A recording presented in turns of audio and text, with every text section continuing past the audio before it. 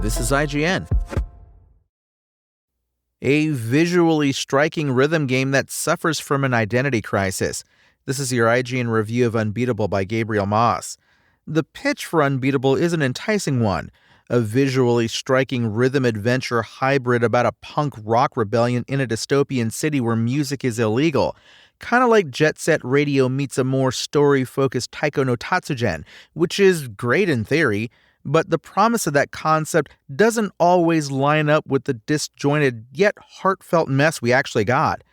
Unbeatable positions itself as a mix of both story-driven exploration and pulse-pounding musical battles, but what that means in practice is a conversation-heavy walking simulator with occasional rhythm segments, and a few genuinely brilliant moments awkwardly wedged in, plus an endless arcade mode that has some real promise.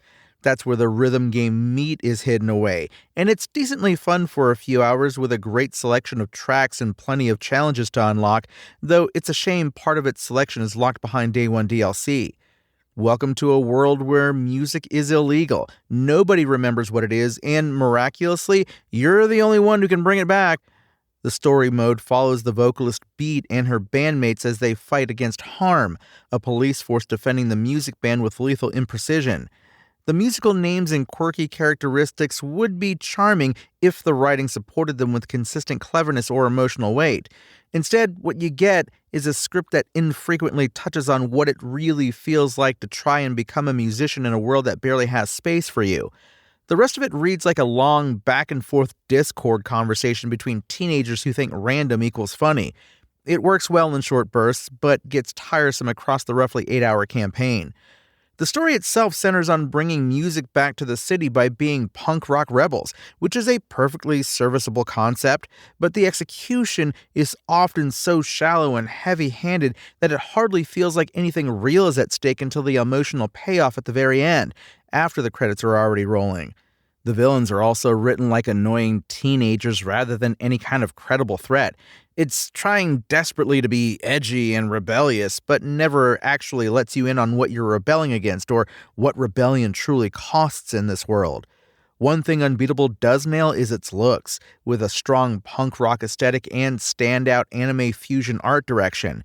The 2D character cutouts layered into cartoonish 3D environments look great, especially in locations like the town and beach, where the late afternoon light dances off the ocean. The pause menu also has this cool, scratchy vinyl aesthetic that really sells the punk vibe. When you pause a session, there's a neat record scratch effect. These are the moments where you can see the vision underneath Unbeatable's jank. Perhaps the most frustrating thing about Unbeatable is that there are moments that really do show promise. There's a train sequence where your band is playing music while fighting enemies that's genuinely cool, but doesn't arrive until several hours in. These highlights come way too late and are immediately followed by more filler.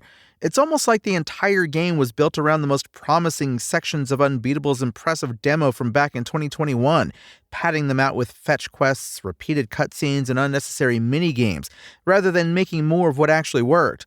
That demo framed these moments as representative of the full experience, when they're actually the exceptions amidst hours of aimless wandering. Unbeatable suffers from an identity crisis, burying its functional but shallow rhythm gameplay beneath disjointed conversations and uneven pacing.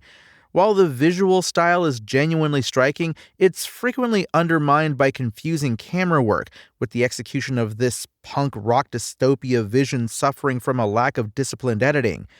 The heartfelt story does eventually coalesce into something genuinely touching, but getting there requires patience, with repetitive dialogue and awkward transitions padding out that path. Rhythm fans seeking tight, focused gameplay could still find something to enjoy in the high-score chase and rockin' soundtrack of its arcade mode, but if that's what you're after, the story mode is probably worth skipping entirely. Unbeatable's IGN score? 6 out of 10. Thanks for listening to IGN. My name is Tony Jackson, and for the latest Unbeatable updates, visit us at IGN.com. Spoken Layer.